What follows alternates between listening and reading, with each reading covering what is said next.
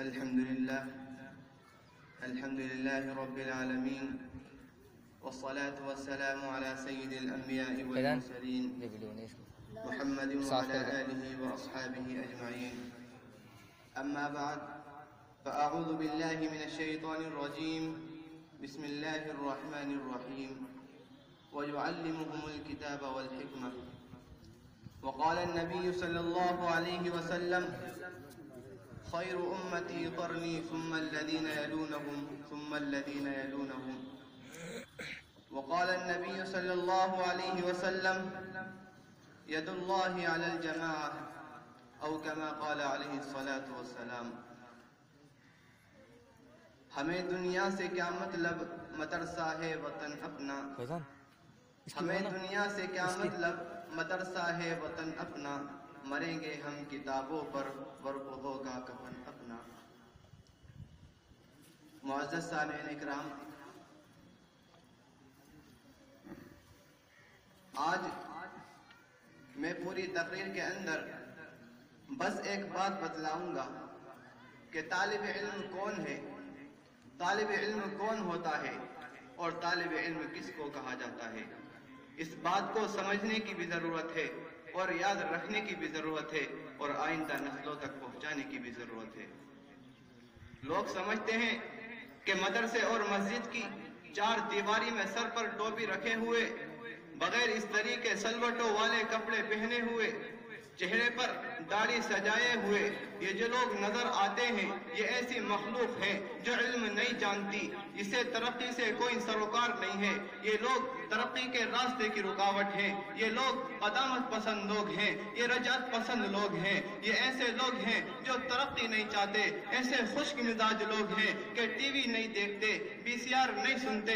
ایسے تاریک ذہن لوگ ہیں کہ اپنی اماں کو، اپنی بہنا کو بغیر برقعے کے بازار لے کر نہیں جاتے. اذان دینا ان کا کام، امامت کرنا ان کا کام. ان لوگوں کی دوڑ مدرسے اور مسجد تک ہے. اس سے آگے ان لوگوں کا دماغ کام نہیں کرتا، ان کی سوچ کام نہیں کرتی.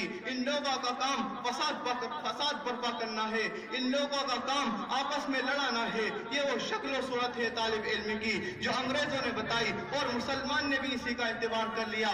اسی لیے آج کسی مسلمان سے کہا جائے کہ اپنے بچے کو مدرسے میں داخل کر دو تو کہتا ہے پہلے تھوڑی سمجھ بوجھ آنے دو، پہلے اسے تھوڑی بہت کاروبار کی خبر ہونے دو، پہلے اسے تھوڑی بہت انگریزی سیکھ لینے دو. میں اپنے بچے کو مدرسے میں بھیج کر عضو معطل بنانا نہیں چاہتا. میں اپنے بچے کو مدرسے میں بھیج کر بیکار بنانا نہیں چاہتا. یہ وہ شکل و صورت ہے طالب علم کی جو انگریزوں نے بتائی، یہودیوں نے بتائی، کافروں نے بتائی اور مسلمان نے بھی اسی کا اعتبار کر لیا. اسی لیے آج اسکول والے، کالج والے، یونیورسٹی والے ان طلبا سے کھینچتے ہیں، ان کو دیکھ کر پریشان ہوتے ہیں، ان کی شکل و صورت کو دیکھ کر ان پر ہول طاری ہو جاتا ہے. یہ انہیں کوئی دوسری مخلوق سمجھتے ہیں. آؤ مسلمانوں، میں تمہیں طالب علم کی تاریخ سناتا ہوں، اس لیے کہ میں خود اتنا سا طالب علم ہوں. اگر تمہیں طالب علم کی تاریخ جاننی ہے تو تمہیں تھوڑا سا سفر کرنا ہوگا. تمہیں مکہ کی اس تنگلاخ وادی تک جانا ہوگا جہاں پر ایک شخص اس زمانے کے اندر لا الہ الا اللہ محمد الرسول اللہ کا اعلان کر چکا تھا.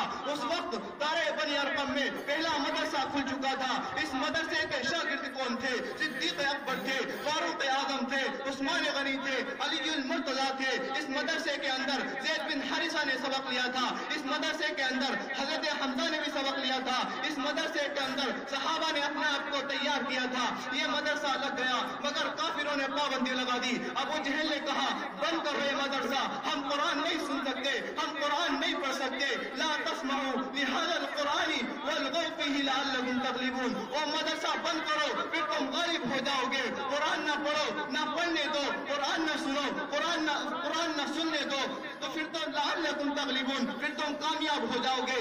یہ مدرسہ مکے سے نکال دیا گیا مگر دیوانے مدرسہ سینے میں لیے ہوئے مدینے کی طرف چل پڑے. وہاں پر مصعب بن عمیر پہلے سے مدرسہ کھولے بیٹھے تھے. پھر یہ جا کر دوسرا مدرسہ کھل گیا. تاریخ میں اس مدرسے کا نام صفا کے نام سے جانا جاتا ہے. اس میں پڑھانے والے تاجدار مدینہ احمد مجتبیٰ محمد مصطفیٰ صلی اللہ علیہ وسلم تھے.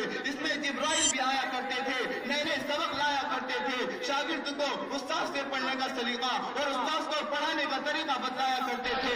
یہ مدرسہ عرصہ لگ گیا، ساری دنیا کے منافق پریشان ہو گئے، مکہ کے منافق پریشان ہو گئے. انہوں نے مشورہ کیا کہ اس مدرسے کو نکال دیا جائے. قرآن ان کے مشورے کو ذکر کرتا ہے. لَئِن رَجَعْنَا إِلَى الْمَدِينَةِ، دورے پہ گئے تھے، واپس آ رہے تھے، کہہ رہے تھے لَئِن رَجَعْنَا إِلَى الْمَدِينَةِ، کہ جب ہم مدینے کی طرف لوٹیں گے لَيُخْرِجَنَّ الْأَعَزُّ مِنْهَا الْأَذَلَّ، تو ہم عزت والے لوگ ان ذلیلوں کو نکال دیں گے. ہائے میرے اللہ، کتنا ناز ہے ان منافقوں کو اپنے معزز ہونے پر. کل بھی تھا اور آج بھی ہے، حالانکہ فرشتے بھی جانتے ہیں یہی لوگ ذلیل ہیں، زمین بھی جانتی ہے یہی لوگ ذلیل ہیں، آسمان بھی جانتا ہے یہی لوگ ذلیل ہیں. ذلیل بزدل ہوتا ہے، یہ منافق بزدل ہے، یہ مدرسہ بند نہیں کر سکتے. اس لیے کہ ہم نے نبی کی اداؤں کو محفوظ رکھا ہے، اس لیے کہ ہم نے نبی کی سنتوں کو محفوظ رکھا ہے. آگے ہو جاؤ، آگے تھوڑا مائک کے قریب.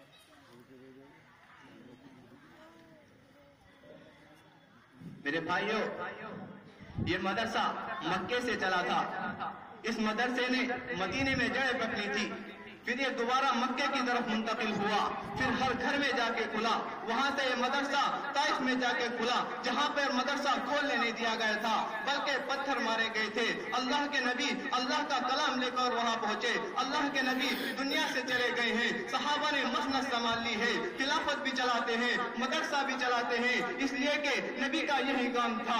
یعلمہم الکتاب والحکمہ، کتاب سکھانی ہے، حکمت یعنی حدیث سکھانی ہے، علم فقہ سکھانا ہے. یہ مدرسہ آب و تاب سے چلتا گیا. حضرت عثمان غنی کے زمانے میں یہ مدرسہ منتقل ہوتا چلا گیا. پھر میرے بھائیوں، حضرت علی المقتدی نے اس مدرسے کو مدینے سے لے جا کر کوفہ میں منتقل کر دیا. حضرت عبداللہ بن مسعود جیسے عالم کو، جو وقت کے علامہ تھے، جو وقت کے فقیہ تھے، جو وقت کے مفتی اعظم تھے، جو وقت کے مفکر اسلام تھے، جنہوں نے ابو جہل کی گردن بھی کاٹی تھی، جنہوں نے جہالت کا گلا بھی دبایا تھا، وہ عبداللہ بن مسعود کوفہ میں لے جا کر ڈیرا ڈالتے ہیں. اللہ کی سرزمین سے ابراہیم نبی کو پیدا کرتے ہیں، حماد کو پیدا کرتے ہیں. مدرسہ آب و تاب سے چلتا ہے. خدا کی کروڑوں رحمتیں ہوں اس سرزمین پر. وہاں سے ایک اور طالب علم نکلتا ہے. دنیا جس کو امام ابو حنیفہ کے نام سے یاد کرتی ہے. سبحان اللہ، لقد زان البلاد ومن علیہا، امام المسلمین ابو حنیفہ،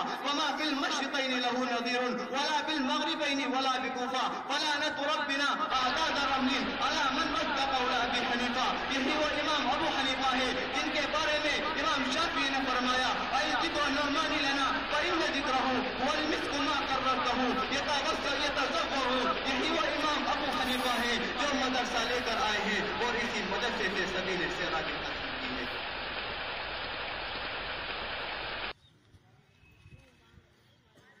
معزز سامعین اکرام، آپ اچھی طرح جانتے ہیں کہ مدرسے کا نصاب کیا ہے. مدرسے میں قرآن کریم پڑھایا جاتا ہے. مدرسے کے اندر اللہ اور اس کے رسول کے کلام سے اور قرآن مجید سے لیے ہوئے مسائل یعنی علم فقہ پڑھایا جاتا ہے. مدرسے کے اندر قرآن کی فصاحت کو پڑھایا جاتا ہے. مدرسے کے اندر قرآن کی بلاغت کو پڑھایا جاتا ہے. مدرسے کے اندر قرآن کے پیغام کو پڑھایا جاتا ہے. مدرسے کے اندر نبی کی زندگی کو بتلایا جاتا ہے کہ نبی کی زندگی کیسی تھی، نبی کا کردار کیسا تھا، نبی کا گفتار کیسا تھا، نبی کی مجلس کیسی تھی، نبی کی جلوت کیسی تھی، نبی کی خلوت کیسی تھی، نبی کا جمال کس طرح کا تھا، نبی کا کمال کس طرح کا تھا، نبی کی محبت کیسی تھی، نبی کا غصہ کیسا تھا، نبی کی نفرت کیسی تھی، نبی کی جلان کیسی تھی، نبی کا اٹھنا کیسا تھا، نبی کا بیٹھنا کیسا تھا، نبی کا سونا کیسا تھا، نبی کا جاگنا کیسے تھا، نبی کی عبادت کیسی تھی، نبی کی مسواک کیسی تھی، نبی کی نماز کیسی تھی، نبی کی قرات کیسی تھی، نبی کی تلاوت کیسی تھی، نبی کا رکوع کس طرح کا تھا، نبی کا سجدہ کس طرح کا تھا، نبی کی تحیات کس طرح کی تھی، نبی کی نماز کیسی تھی. یہاں تک بتلا دیا اس مدرسے نے کہ نبی کی پیدائش کیسی تھی، نبی کا کفن کیسا تھا، نبی کا دفن کیسا تھا. میرے بھائیوں، یہی وہ مدرسہ ہے جو امن و امان کا پیغام دیتا ہے. یہی وہ مدرسہ ہے جو علم و عمل کا مرکز ہے. یہی وہ مدرسہ ہے جہاں پر رسول اللہ کی میراث تقسیم ہوتی ہے. یہی وہ مدرسہ ہے جو حب الوطنی کا درس دیتا ہے. یہی وہ مدرسہ ہے کہ جس کے سپوتوں نے انگریزوں کو ہندوستان سے بھاگنے پر مجبور کر دیا. مسلمانوں، اگر تم عزت کی زندگی جینا چاہتے ہو، اگر تم سر اٹھا کر کے جینا چاہتے ہو، تو ان مدارس کو آباد کرنا ہوگا. ان مدارس کی بقا کے لیے ہر ممکن کوشش کرنی ہوگی، ورنہ تو ان کے بغیر تمہاری کوئی عزت ہو سکتی ہے اور نہ کوئی تمہارا سارے حال ہو سکتا ہے۔ اللہ تعالی ہم سبھی کو ان مدارس کی بقا کا ذریعہ بنائے۔ وآخر دعوانا الحمدللہ رب العالمین۔